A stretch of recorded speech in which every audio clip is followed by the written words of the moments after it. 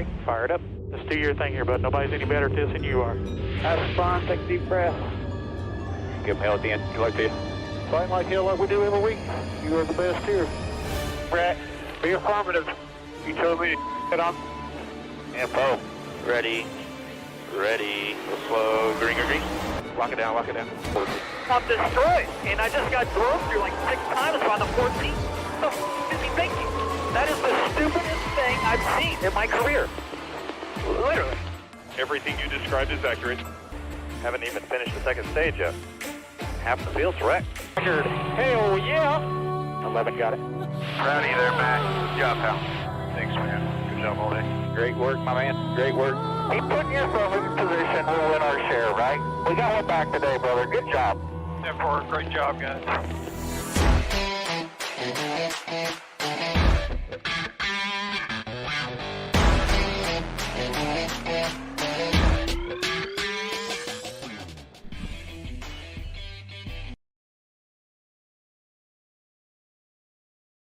And welcome back to Racing in the Draft. My name's Mark. Thanks for joining. We are headed to RoadAmerica up in Wisconsin. Man, what a beautiful weekend it's going to be up there. Large crowds, great racing, and a really long road course. And as we're seeing, Chase Elliott was the winner from last year. Hey, if you're joining in, make sure you hit me up in the chat. Let me know who you've got this weekend. Family Man, good afternoon and good luck. Yes, you too, Family Man, you too. Hopefully last week, man, what a marathon of a race that took. But it was well worth it. Ended up being pretty exciting, and I got good things out of order here. Hold on. Yeah, so even last week at the Ally 400, it took like 7 hours to race that race. 2 hours and some odd minutes of rain and 30 minutes of lightning and all sorts of fun stuff. But in the end, Chase Elliott ended up winning it, even though complete domination from the Toyotas. But they made a blundering pit stop error with 9 laps to go under the last caution, and that cost them the race. I'm sure they were kicking themselves and had lots of discussions. And yeah, Toyota's got some issues going on, to say the least. Between Joe Gibbs and 2311, I don't know what's going on there, but it's interesting. We'll talk more about that as we get into this video. But the optimal lineups from Nashville, even though Denny Hamlin pitted with 9 laps to go, he was able to get back out and finish in 6th. He was our pole sitter. I did have a little bit of ownership on him. Glad I did, because he 92.55 points. Almost a third of the optimal lineup points came from Denny Hamlin. But he led 114 laps. Chase Elliott, 42 laps. So, I mean, towards the end of the race, once they went back green and the place had cooled off, Chase Elliott had a much, much better car. And really the only Chevy that showed up to kind of battle with the Toyotas there towards the end. And with him staying out and the Toyotas pitting, that cost him pretty dearly. But Austin Cindric, I kind of had a feeling about Austin Cindric, especially with the rain delay, kind of gave him the chance to regroup himself a little bit. But Austin Cindric's been doing much better. And I mean, Bubba Wallace, as angry as he was, still made the optimal lineup and still finished in 12th. And man, if they hadn't had the issues and blunders and screw-ups, where would Bubba have finished? Question. I'm sure Bubba's scratching his head on that one. But other lineups, additions to it, Kyle Busch, Martin Truex. Like I said, Toyota had the car to beat, and Chase Elliott just happened to beat him on pit strategy. Ryan Blaney, Ross Chastain, Kyle Larson, all finishing fairly well in the points. But Michael McDowell finishing 13th. Good job for him. But this week we are at RoadAmerica for the Jockey Kwik Trip 250. It is a really, really long road course. 4.048 miles, 14 turns. Much different than other road courses that we race. There's lots of passing zones, lots of braking zones, very technical track. The race length is 62 laps, and I mean, it takes under green flag 2 minutes 15 seconds to 2 minutes and 20 seconds just to get around this track at full speed. They throw a caution in there, and caution lap speeds drop to like 8 minutes for them to get around this track. With road courses, they have got to do something with road courses. I mean, if we get a caution, it takes 15, 20 minutes for them to get back to the race. Stage races, it's almost 30-minute break between green flags. It sucks. I hate it. I wish NASCAR would fix it. Stop manufacturing cautions for stage racing at road courses. Stop throwing yellow flags for a guy that goes off of the track. I mean, if they're stuck in the sand pit or they have a wreck like they had yesterday in the Xfinity race, then absolutely, let's throw the yellow flag. Let's clean everything up. You know, if you've got debris on the track, yeah, I get it, but do it more traditional as a road course. I would actually like for them to get rid of yellow flag or laps that count under stage breaks. I think they should throw a red-yellow flag, which still allows you to work on your car. And if you happen to gain positions on pit road, you can gain positions on pit road during stage breaks, but the laps don't count. I just think it's a waste of laps. Just my personal opinion. I think that is one of the biggest things that NASCAR needs to do for next year is get rid of caution laps counting for stage breaks, and then get rid of full course cautions at road courses, especially places like RoadAmerica, unless it's just necessary. I mean, go to what I mean. I hate to copy F1, but go to a virtual safety car. Everybody's got to slow down. They can't change positions. It allows a safety truck to get out and clean up 3 or 4 pieces of debris, and then they go back green. Just my thoughts. But either way, 62 laps. Dominator points are not going to be something we need to worry about all that much. Much more finishing positions and place differentials will be key to this race, very much like a super speedway or any other road course we go to.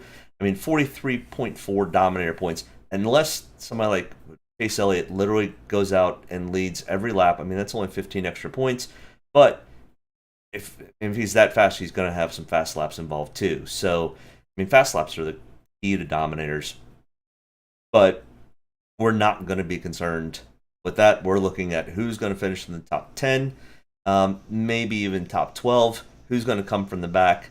And there's not a whole lot of domination or guys that I think can vie for probably top 10s coming from the back. But, you know, can they have 15, 20 spots of movement? Yeah, there are a couple guys back there that have that ability. And if we see anything like we saw yesterday in the Xfinity race, attrition could be big. I think one of the biggest issues at this track that we have not seen is because of the high speeds and close turns, we're going to see brakes be a major factor. Ross Chastain and a couple other guys had slight hairline fractures in their brakes even just after practice, and nobody ran over, I think, 8 or 9 laps in practice. So we go 62 laps, we're going to have some brake failures today. But when I do my track comparisons, because we've only been to RoadAmerica once, I am taking into consideration Coda, Sonoma, and Watkins Glen. All traditional road courses. I left the Roval style road courses out of the mix. All right, the Road America game. Let's talk about some drivers. Let's talk about Kyle Larson, the most expensive driver on the board, $11,400. Now, I did not do a video on Thursday/Friday, and I'm thinking I'm just going to go to this single video on Sunday. Jump in the comments, let me know what you think, if you want 2 videos or if I should just cover everything in this one video. And start time, should I start this video at like 10 in the morning, or should I start it, you know, a couple hours before, or what's a good time for you guys? I kind of have my Sunday mornings free for the most part, so kind of up for anything. Let me know in the comments what you think. What time should I do this, and are you good with just one video, or should I do 2 videos? I think the first video I can just do it all in this live video. So that's kind of my thought. But Kyle Larson, $11,400, will be starting third. He was fifth in single lap. He ran 6 total laps in practice, and he was second on a 5-lap average. So pretty consistent there with his practice speeds. Starting third, he knows how to run road courses. He ran this race yesterday in the Xfinity Series and dominated that race until the very end. Where Ty Gibbs, I give Ty Gibbs credit. I will throw Ty Gibbs under the bus in a heartbeat because I don't really prefer him. Not my favorite Xfinity driver. I think he's kind of got a silver spoon in his mouth, but he actually raced Kyle evenly and hard yesterday and did it the right way. We could spend a half an hour talking about what Noah Gragson did yesterday, which I think was completely idiotic. I like what Noah Gragson brings to the table, but what he did yesterday was just dumb, to say the least. I'm sure most people probably think that. Be mad at the guy, but don't wreck him and half the field and tear up $1 million worth of race cars. But Kyle Larson had an awesome race going yesterday, and Ty Gibbs ended up taking it from him. But either way, Kyle Larson got some really needed extra laps on this track, which is very technical. Braking zones are very unique. High speeds, long straightaways. So the extra laps that Kyle Larson got to turn in the Xfinity car, it is different than this car. Different shifting, different brakes, different lots of things. But just being out on the track and getting experience, I think, is going to help Kyle Larson tremendously today. I've got him ranked third on the chart, and that's taking into account the list of tracks above and practice speeds and qualifying positions and all that. I've got Kyle Larson ranked third. I've got 40 to 45%, which is probably going to be overweight on the field. I think the field is going to be fairly spread evenly. So I'm going to be probably heavy on a few guys, and I'm probably going to be a little light on a few guys, and we'll kind of go through that as we get through. But, in the last, out of these 5 races, Kyle's got 2 wins and 5 top 20s, at 37.1 Draftkings. His average finish is 10th. He did not race well at RoadAmerica last year, and I think it was just a product of learning the track. So I expect things to be much better. He finished 16th. He does have 23 total road course starts to his career, where he's got 3 wins, 6 top 5s, 9 top 10s, 17 top 20s. All right, Chase Elliott, 11,100, starting from the pole. Now, his practice speeds were not great, so I think they made some adjustments, and I think he just hit the setup and he was able to get it just right. Either way, I think Chase Elliott, starting from the pole, I think he and Kyle Larson just flat take off and play follow the leader at least through stage 1. And from there, depending on... I think Kyle Larson screwed his pit strategy up at Sonoma. I think he's probably going to play follow the leader. We kind of found out that if you don't take that first opportunity to come to pit road at RoadAmerica, tire wear is fairly high, that it's going to cost you too much to try to stay out and get points, where I think everybody's going to come in just before the end of stage 1, and then probably again just at the end before the end of stage 2. And then from there, all depends on how cautions fall, on whether we see some green flag stops or not. But after about 15 to 18 laps, the tire wear on this thing is just too bad, or it's too much to have any real speed. And somebody that comes out with fresher tires is going to gain. So Chase Elliott second. I've got him 45 to 50%. I think he could go wire to wire today. I know his practice speeds were not great, but Chase Elliott is really, really good, and he's going to be out in clean air, and he's going to have control of this race to start. He does have 21 total road course starts with 7 wins and 12 top 5s. Out of the 5 that we're looking at, he's got 1 win, a 57.8 Draftkings average, and a 3.2 average finish. I like Chase Elliott going wire to wire. I think maybe the only other driver that really has a shot will be Kyle Larson. There's going to be a couple guys that are going to be sneaky, and they're going to try some pit strategy where they may lead some laps. But I think those 2 are hands down going to be class of the field. Kyle Busch, 10,800, starting 13th, but it changed the engine. So he has to start from the rear of the field. And as far as I know, he is the only driver that's having to start from the rear.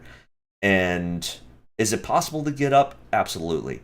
We saw AJ Allmendinger do that and then have some issues yesterday.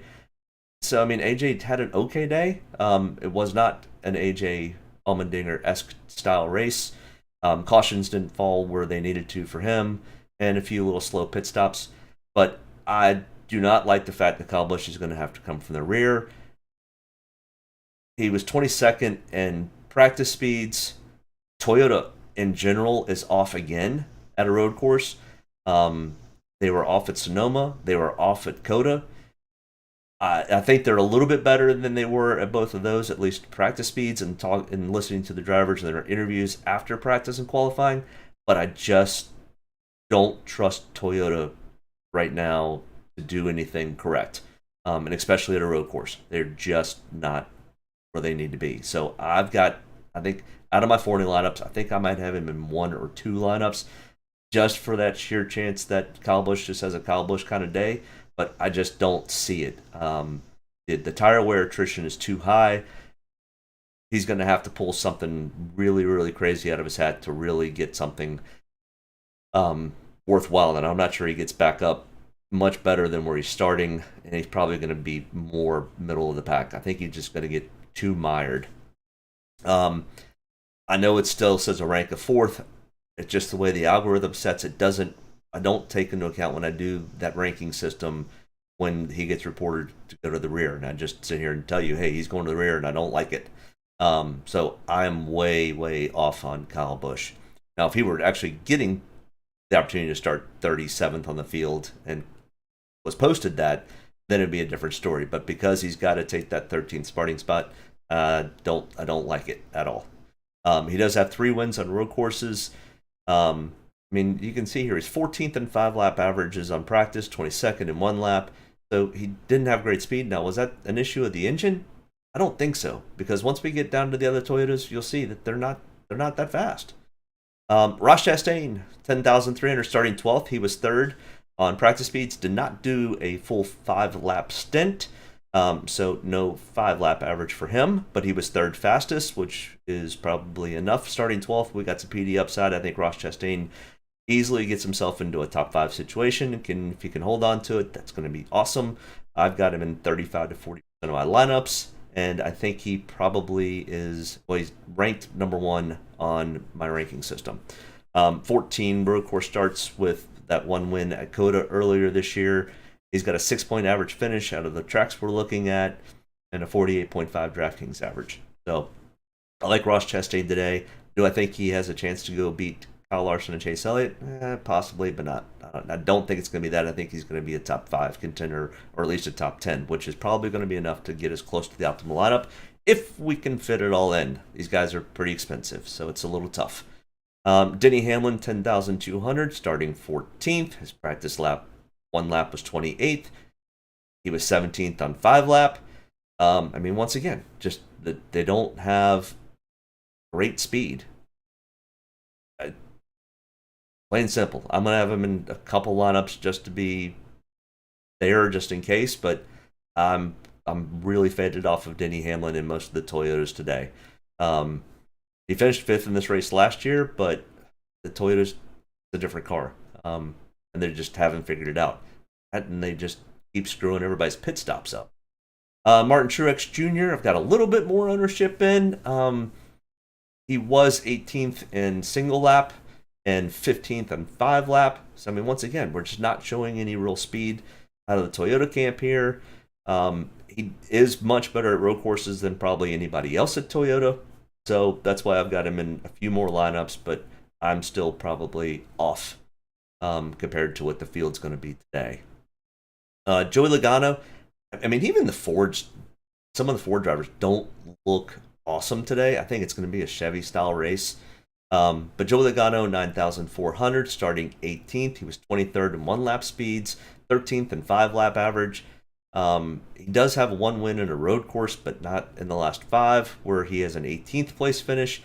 I've got him ranked 8th. He's got some PD upside starting 18th, so I do like that portion. I think he can possibly get himself up to being low teens, maybe even crack the top 10, but I don't think it's much better than that. unless we see some attrition or something happen to some of these front runners. But 10 to 15% ownership on Joey Logano. Hey, hit me up in the chat. Let me know who you're taking today, who you like, who you don't like, who you've got. Who do you think is going to come from the back? Who do you think is going to fade from the front to the back? Let me know in the chat. Love to discuss your strategies today as well as mine. Ryan Blaney. I do like Ryan Blaney today. He does finish fairly well at road courses. He does have one win on a road course, but other than that, he's fairly consistent. He kind of just always sits right near the top 10, either just outside or just inside. His practice speeds were 13th on single lap, 7th in 5-lap averages. He's got a 10.8 average finish in the 5 tracks that we're comparing. 6th in the ranking. I've got him in 20-25% lineups. I like him mostly because of his PD upside, and I think he's going to be there at the end. Unless he gets tied up in something weird or his pit crew screws him up. But the pit crew has been fairly good for Ryan Blaney this year, so I don't think that'll be an issue. Watch it happen. But I do like Ryan Blaney today to at least get himself into a top 10. AJ Allmendinger, 9,100. Allmendinger, the road course ringer. Starting 21st, 20th in single lap average. He only did 4 laps, so no 5-lap average there. Reddick, yes, I do like Reddick also, family man. We'll get to him here in just the next few, I think. But we'll continue on here with AJ Allmendinger. AJ Allmendinger, for being a road course ringer, just has cruddy luck. I mean, he's got a 28th place average finish out of the 3 races that we're comparing. Now, he did win the race last year at Indy on the road course, but once again, that's a manufactured Roval style road course. But I do like his starting spot. I think he vies for a top 10 unless he gets tangled up with something like he did with Ross at Coda. I think he could easily be a top 5 contender. So I like his PD upside, and I like his potential finishing position. I don't think he's a dominator by any point. But I've got him in 30-35% of my lineups. Ranked 9th. William Byron. William was bad. And William Byron is not good on road courses. He is first one to admit it. But he is learning. He is getting better. He's not a 29th. He's going to get himself into the teens, but I don't think he cracks the top 10. Now, is that enough at $9,000? Not real sure. I think he needs to crack the top 10 to really be viable at his price tag. He was 26th in 1-lap speed. He finished to starting 29th, 11th in 5-lap averages. His average finish is 19.8. He's never cracked the top 5 and only had 6 top 10s out of 17 races. Rank is 12th, but I've got him in 20-25% of my lineups. Flip a coin. The only upside to William Byron right now is if he can keep himself clean and there's some attrition, he can get inside the top 10, then it's worth it. But starting 29th and not being a strong road course racer, that's going to be tough. Christopher Bell, I mean, once again, Toyota's here. I mean, Christopher Bell seems to be one of the faster guys. So, 8,900. He's starting 16th. Byron could be a trap today. He will be highly owned. Yeah, I think he's going to be highly owned, but I don't think he provides enough to get where I have a whole lot of ownership. Like I said, I got 20-25%. Yeah, Blaney in that range is way better in my opinion. And he's a much better road course racer. I think Byron's just going to be chasing himself all day and just looking for attrition. Yeah, GPP play. I mean, a cash play, maybe William Byron. But Blaney, I think, is a good GPP play. I think he goes a little under-owned. Christopher Bell, 8,900, starting 16th. He's probably one of the faster guys, Toyotas, today. Him and probably maybe Kurt Busch. But we'll get to Kurt here in a little bit too. But starting 16th, he was 12th in single lap. He was 6th in 5-lap average. Christopher Bell has a win on a road course, even though it was a Roval course. Starting 16th, think I like Christopher Bell probably the same as I like Truex. Now, I don't love any of the Toyotas. Make sure I explain that again. I don't love any of the Toyotas. I do have a little bit of ownership. Probably underweight. Unless everybody feels the same way because Toyotas have sucked so far this year at road courses. So I've got him in 10 to 15% of my lineups. He finished second here in this race, but different car, different year. Kurt Busch, next Toyota in line, he was 34th. Didn't even finish a 5-lap average and got to 34th, starting 22nd. Other than he raced really well here last year on this race, I like his starting spot because I think he's next to Bubba. He's the furthest starting back Toyota. And Kurt's a smart driver. He's going to keep himself clean. He's going to have decent pit stops. So I think he gets into a lower teen type range. I'm not sure he hunts the top 10, but is that enough at 8,700? I don't know. Maybe I'm a little over on what I should be at 15 to 20% ownership on Kurt Busch. I think one of the Toyotas is going to show up. I just don't know which one. I don't think it's Denny. I don't think it's Kyle. So I think it's going to be Christopher Bell, Kurt Busch, or Bubba. But we'll get to Bubba here in a little bit. What a debacle. Tyler Reddick, here's your man right here. Yes, Tyler Reddick, 8,600, starting fourth. He was second in single lap speed. He was first in 5-lap average. He's fast. Driving a Chevy. Don't have to worry about the Ford or the Toyota component there. He's decent on road courses. He's not great. He's decent. He's got a 14.8 average over the last 5 that we're comparing. I've got him ranked at 14th, and I'm kind of with you, man. I'm probably heavy on Tyler Reddick. I think he probably comes in at 20-25% owned, and I'm sitting on 35-40% ownership. Is today maybe the chance that he's going to have to win? I mean, Chase Elliott and Larson screw up a little bit. Set up on the door for Ross and Tyler Reddick to get their nose in for this win. Maybe we get our 13th different winner. Reddick gets his first win today. Maybe. Here's another one that I think could easily have a very, very good day and might be the fastest Ford, in my opinion, for today. Austin Cindric, 8,500, starting fifth. He was fourth in 1-lap speeds and third in 5-lap averages. Austin's really good at road courses. And I think the caution laps are long enough that I think Austin is able to keep his mind. And I'm not as worried about Austin finishing races as I used to be. He's starting to show that he's got some longevity for these longer Cup races compared to the Xfinity races that he was used to. I just don't love Austin Cindric's starting spot, and it scares me a little bit. It scares me more than having Tyler Reddick. That and Austin, all he needs is a decent finish. He just needs to maintain points in case we do happen to have 17 different winners, which I'm beginning to fade on the whole thought that there might be 17 winners.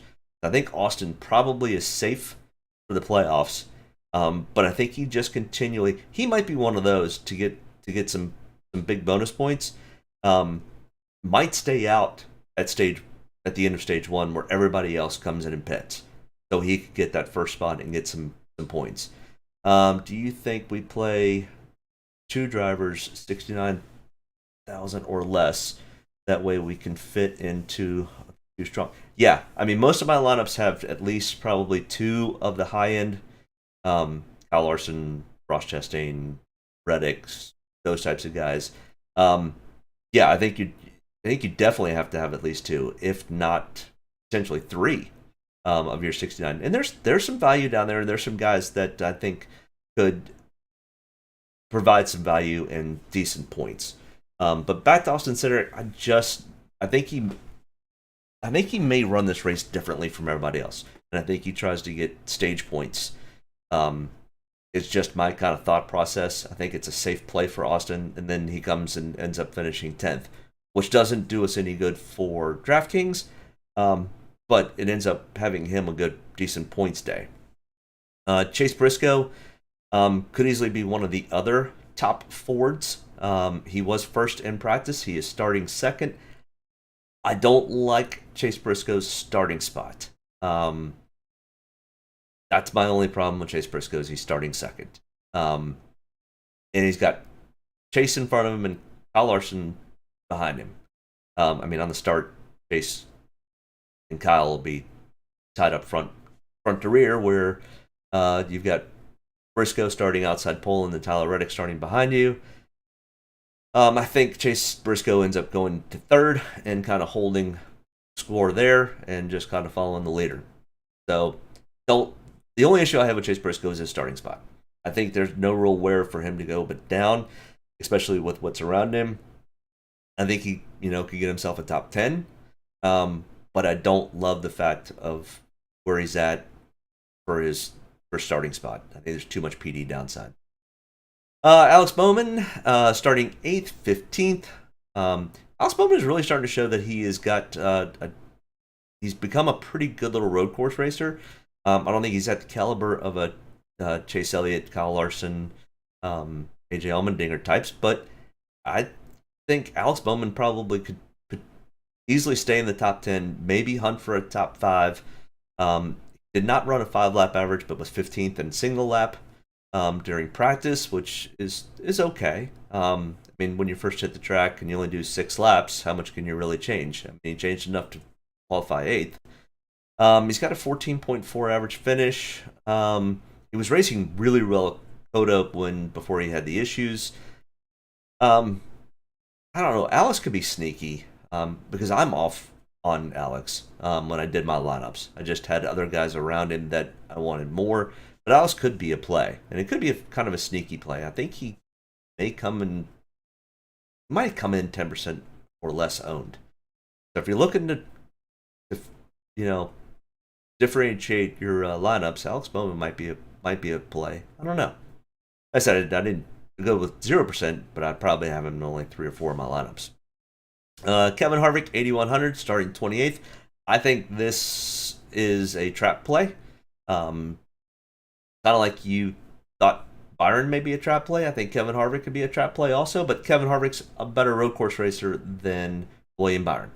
So I think it's a little safer bet, and it's a little less expensive.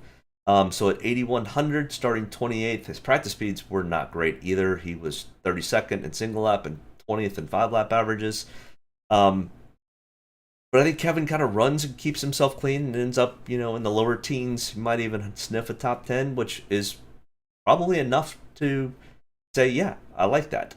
So I've got him in 15 to 20% of my lineups. I think I'm probably even. He might go 23 to 25% owned, so maybe might be a little bit off on Kevin Harvick today. But I don't know. What do you think about Kevin Harvick? I think he might go too heavily owned. Where Alex Bowman, I think, might go under-owned. And Daniel Suarez here might go over-owned also. Now, Daniel Suarez is going to get himself up into the top 10. He's shown us that he is actually a really good road course racer and does really well in this car. He was dominant early at Coda, and he was super dominant at Sonoma.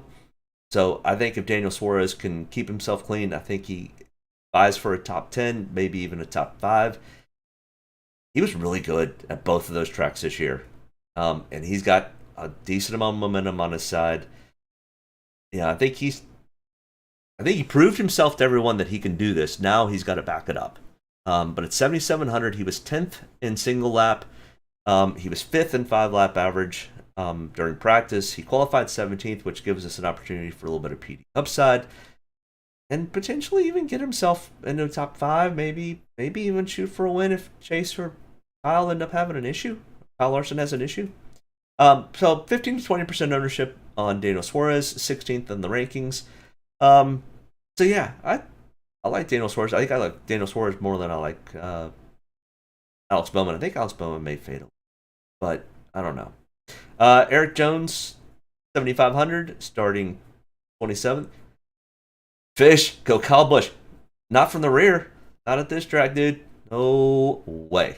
And Toyotas just look awful not awful, but they don't look good in practice or qualifying. So yeah, thanks for joining, Fish. Fish is one of the guys that I race with in iRacing on Wednesdays and Thursdays. So come check us out. He's actually on. We have a team kind of together. Yeah, terrible at the road courses. They're about as bad as we are. But Either way, thanks for joining, Fish. Yeah, join us on Wednesdays and Thursdays. He and I do trucks on Wednesday nights and Xfinity on Thursday nights. Yeah, today's going to be a fun race. It's going to be great weather out there. I wish I was up there. I would love to go see this race. I think it's an awesome racetrack. But back to what we're doing here. Eric Jones, 7,500, starting 27th, 33rd in practice. Did not do a 5-lap average. I think he's got some work to do. But Eric Jones is not awful. He's not a 27th place road course racer. He's a top 20 road course racer. He's not a top 10. Is that enough? If he finishes 13th, is that enough at 7,500 to hold him viable? I think so. So I've got him in 30 to 35% of the races today, or 35% of my lineups today. He did come in 22nd on the rankings. Yeah, I could be talked off of, and I could be talked more of for Eric Jones. I think he's kind of in a sweet spot. I think I'd probably like Kevin Harvick a little bit better in this price range, but if you need to save 600, I think Eric Jones is a very viable candidate, and I think he could finish very close to where Kevin does. Eric Almirola, even starting 24th, I just don't have any interest this week of Eric Almirola, and this could come back to bite me. Not a great road course racer. He finished 14th in this race last year, and his practice laps are 31st on single lap and 23rd in 5-lap average. I just don't. No, I don't have any interest in Eric Almirola.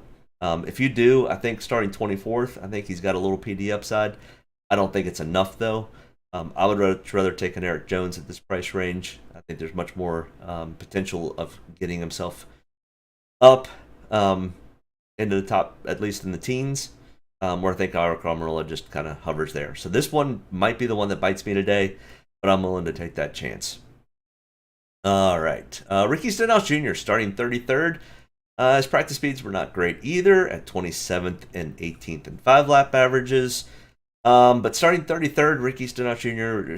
is not much better than that, but he's better than that. And if he can potentially keep himself clean, he can get himself into a top 20, and that's enough starting 33rd for me to have some interest. 25th on the rankings, I've got him in 25% of my lineups.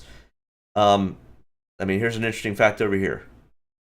As we'll see with another racer, Ricky Stenhouse has never finished in the top 10 at a road course. Ever. Out of 27 starts. I think I mentioned this when he raced at Sonoma. So be a little leery. Now, starting 33rd, we've got some PD upside. So even if he finishes 15th, that's more than enough to get him to where it helps with the money. Michael McDowell, starting 6th, 8th in 1-lap speed, did not do a 5-lap average. I think Michael McDowell is a potential top 10 finisher today, if not top 15. But I don't think he's going to have enough to fight with a Reddick, a Larson, a Chase Elliott, or an AJ today. He's a good road course racer, and he is on a tear as of lately. Just consistently top 15, if not top 10. He's having the year of his career. I've got him in 10 to 15% of my lineups, but I don't like his starting spot, to say the least. He's only got one top 5 finish on road courses out of 27 starts. I think he finishes best where he starts. I think his best finish today would be 6. He could surprise me and get a top 3. Maybe he vies for a win. This might be his best shot, but I don't know.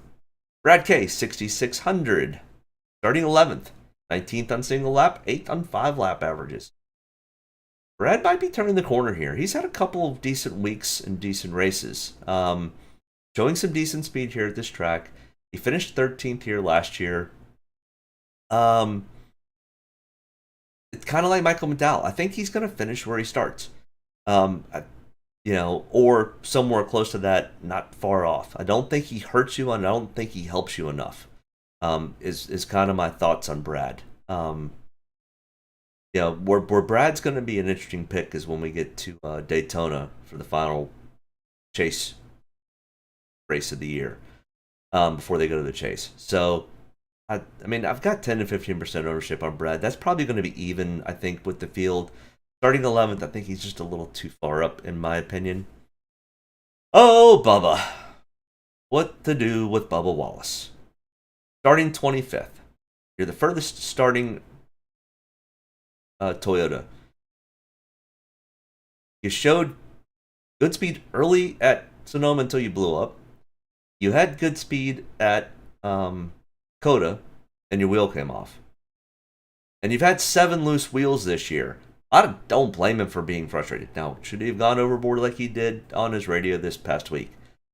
No. Don't think anybody should ever go that harsh on their own team members. Now, can he be upset? Can he be frustrated? Absolutely, he should be. He's in really good equipment, and he's actually running fairly well as a driver. And he's getting screwed by his pit crew.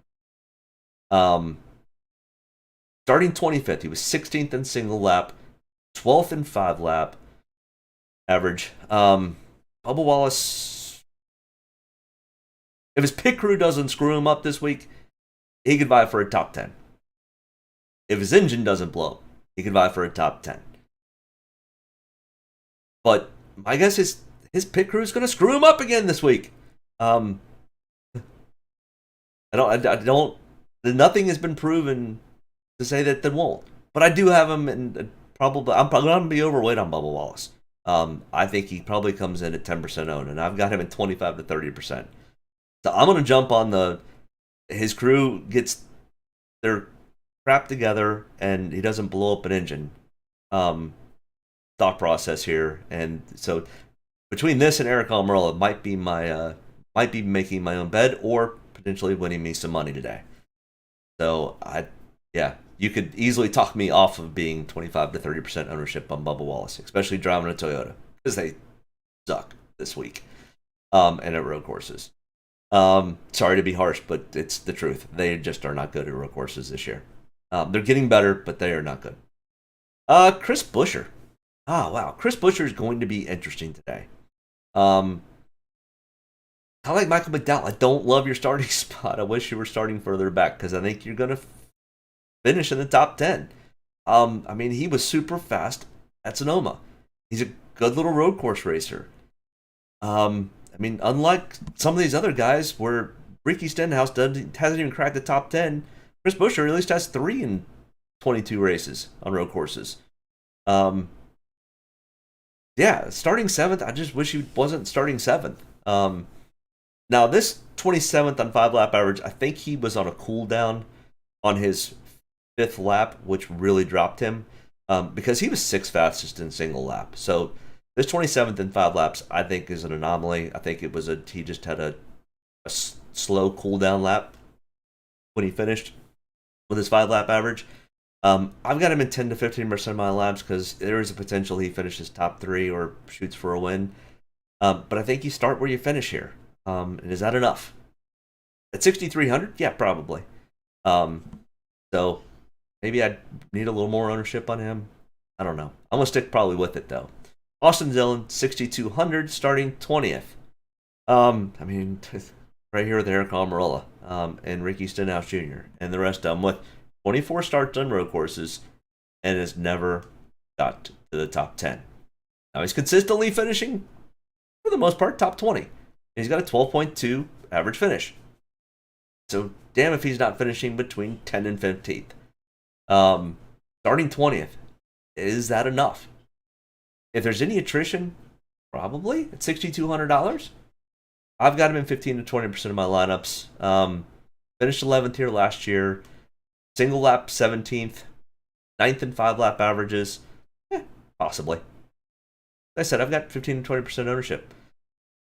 Oh, Cole Custer. You're having a year that's as bad as Bubba's. It's just not being as magnified as much. I don't mind Cole Custer. I just don't like his starting spot. And I don't think you finished where you start today. He was having an okay race yesterday, and his brakes blew up. So he ended up wrecking. Went from 3rd to 30th, something like that. I don't know, but Cole Custer's a decent road course racer. I mean, at least he's got a top 10. He's got more top 10s than Austin Dillon, and half the amount of races. He was 11th on practice speeds. Finished 17th here last year. He's got a 20.6 average finish on road courses than the 5 that we're comparing. Just don't like restarting. So I've got 0% ownership. Plain simple. I don't. You might finish 20th. I just don't like Cole Custer today. I typically don't like Cole Custer when he starts this high. If Cole Custer were starting 30th, I'd be like, okay, I got some interest. He got a lot of laps in yesterday. He did pretty well until he lost his brakes. Todd Gilliland, $6,000. 36 in single lap speed, 24th in 5-lap average, starting 32nd. Here's where we're getting into the group of guys that go, okay, we've got to pick somebody down here because it's the only way we afford the other guys.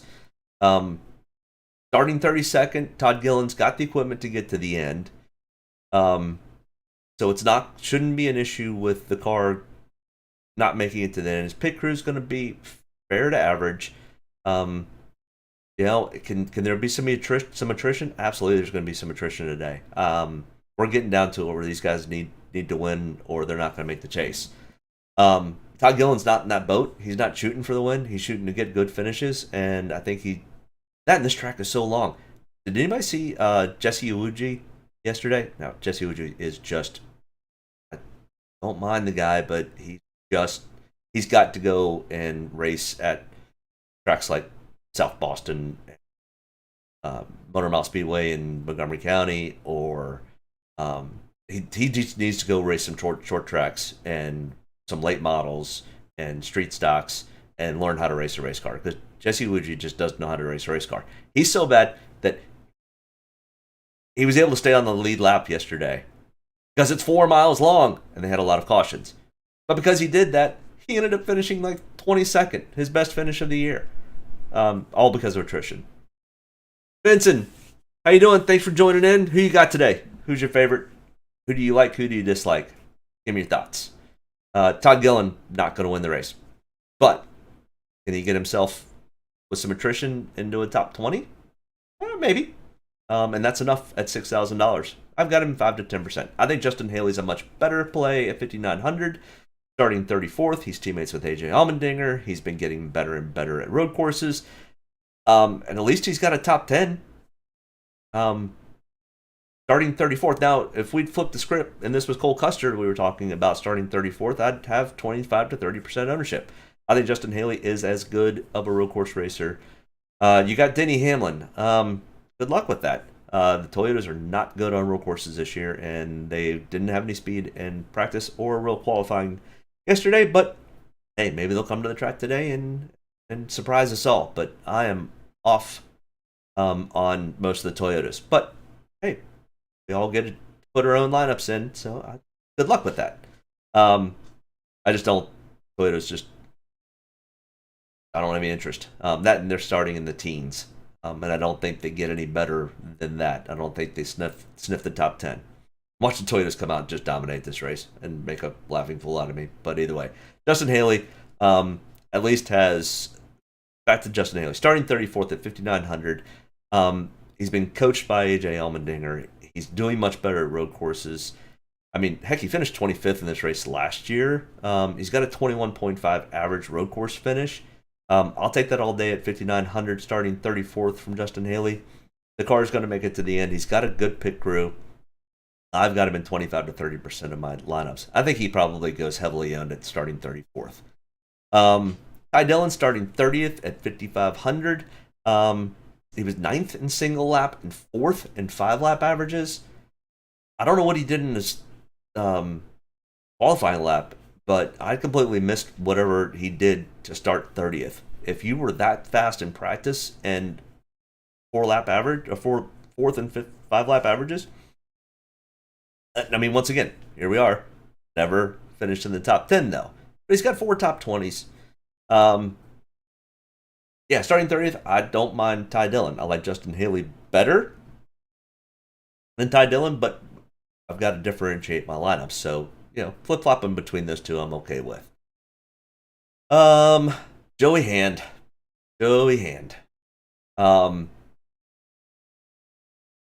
Yeah, starting 9th, 7th, and 8th, or 7th in single lap speed. Joey Hand's got speed, and I listened to an interview this morning on the way home from the gym with Joey on Sirius XM radio, and he loves this new car. He loves this track. He is a road course true expert. Can't remember where he finished Sonoma and Coda. I think he had a good race at Coda.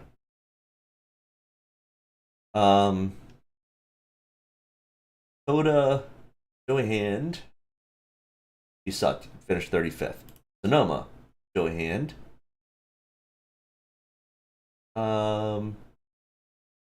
He finished 20th. So starting 9th? Nope, not interested. I mean, I do have him in 10 to 15 versus my lineups, and just in case he just goes off.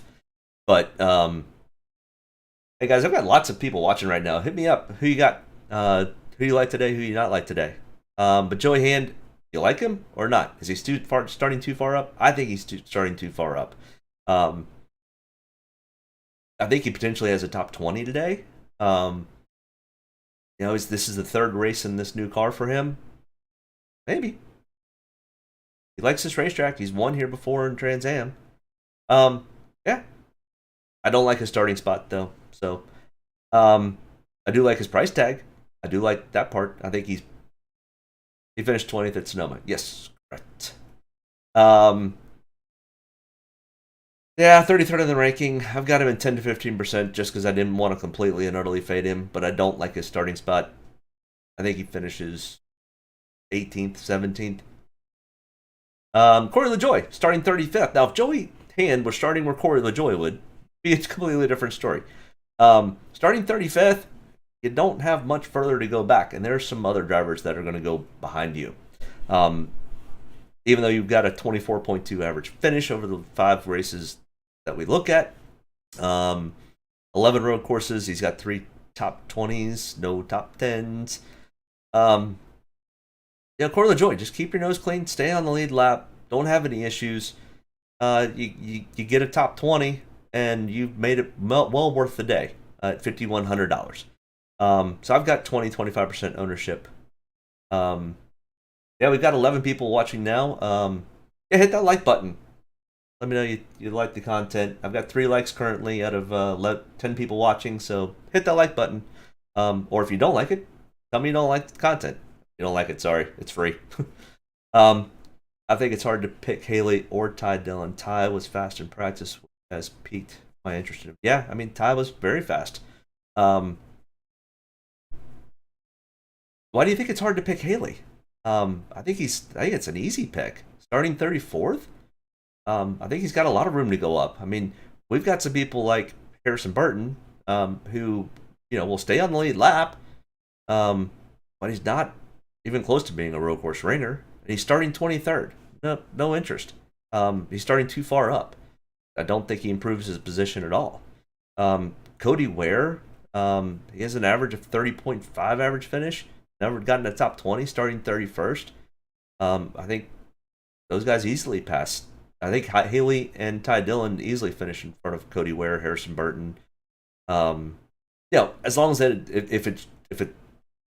if attrition's not an issue, I think both those guys finish in front of Cody Ware. I think they finish in front of Josh Bilicki, starting 26. I mean, Josh Bilicki's a decent road course racer. He's got 2 top 20s. Out of everybody down, the Cody Ware, the Josh Bilickis, that group, Josh Bilicki probably is the better of the road course racer of all of them. But he's not great either. He's starting 26 and has an average of 26.6. 24th in single lap, 21st in 5-lap average.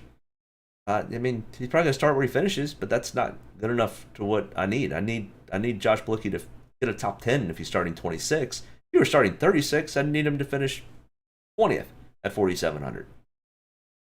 Kyle Tilley, unless this race just becomes a super speedway wreck 'em up fest, which is always possible. If you watched the Xfinity race yesterday, where is interesting? Isn't he the 14th? And the single lap practice speed averages was not bad. Cody Ware was 14th in single lap. He only did 6 laps. He's got speed. Yeah.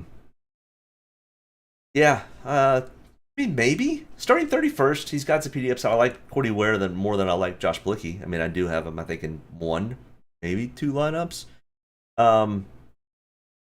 Yeah. I mean, I would take him over Harrison Burton. I would take him over Josh Bilicki. I'll take him over Kyle Tilley.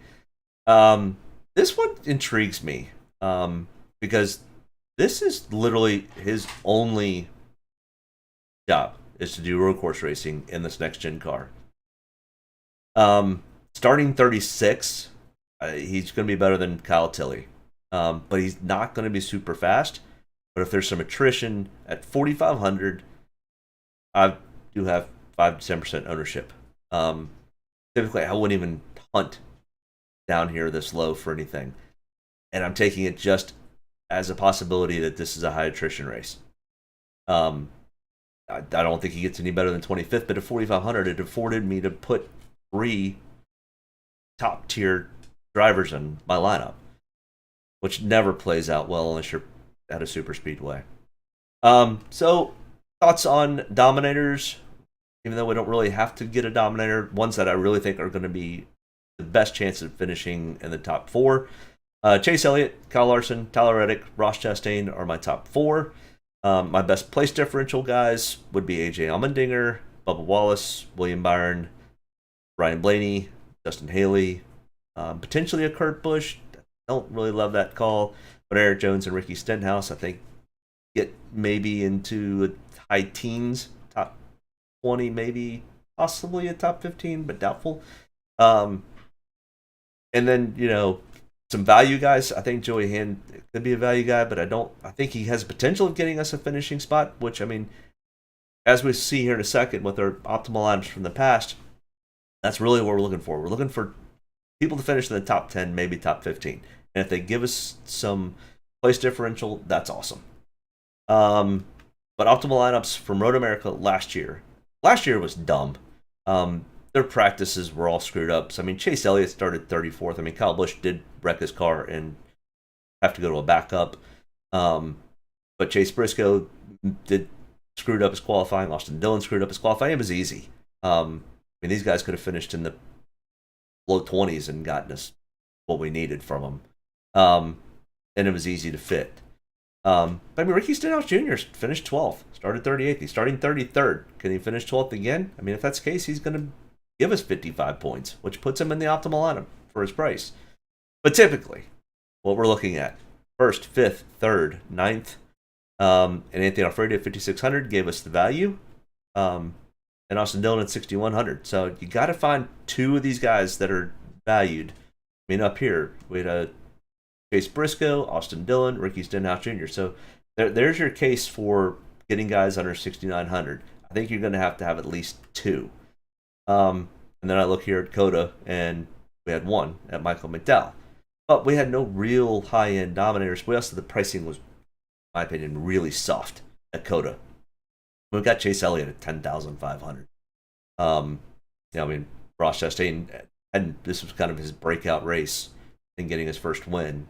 But 1st, 8th, 9th, 3rd, 11th, and 13th. I think that's kind of what we're looking at. We had some PD upside, so it's PD upside and finish. Sonoma earlier, 1st, 5th, 4th, 2nd, 9th, 10th, all top 10s with some PD upside. We also had $3,900 left, so we had we had 2 guys under 6,900, and nobody over 9,200. So yeah, William Byron, as I talked about earlier, stinks at road courses and got a 9th place finish. All right, well that's all I've got for my content. I can't wait to go watch this race. I think it's going to be one of the better road course races. There's lots of opportunities for passing. I think one of the biggest issues is going to be brakes and attrition from the brakes. And had issues earlier. I don't think there was time to really correct it. Now, you can change brake rotors, so I'm sure almost everybody in the garage changed their brake rotors before this race, but they started with fresh brake rotors, practiced 9 laps, and cracked them. So they got to figure something out. But either way, good luck. Make sure you hit that like button. Let me know who you got. Let me know if you end up finishing in the money, if you make some money. I ended up doing really well yesterday in the Xfinity Series race. I think I did quadruple up my money. I think I had $50 going and won about $200. So, yeah, good luck today. I'd love to have another day like that today. Yeah, if I quadruple today, it's going to be really good week, really good 4th. I'll go buy some fireworks. But good luck today, everybody, and let me know how you did. Thanks for joining. 88 views today. Only 4 likes. Come on, guys, hit the like button. Help me out a little bit. Either way, I don't really care. I just do this for fun and love the enjoyment and kind of the small community that we're building. Have a great weekend. Set those lineups. Let's go make some money. Have a good one. Bye. Get a good deep breath. Get ready to roll here. Only about one thing tonight, getting the W's, so got to be around at the end to do that. Get ready to roll tonight, boys. Let's go have some fun. Don't get me any more fired up than I already am. All the way to the checkered. You're fine. Nobody's got to run. Checker time, baby!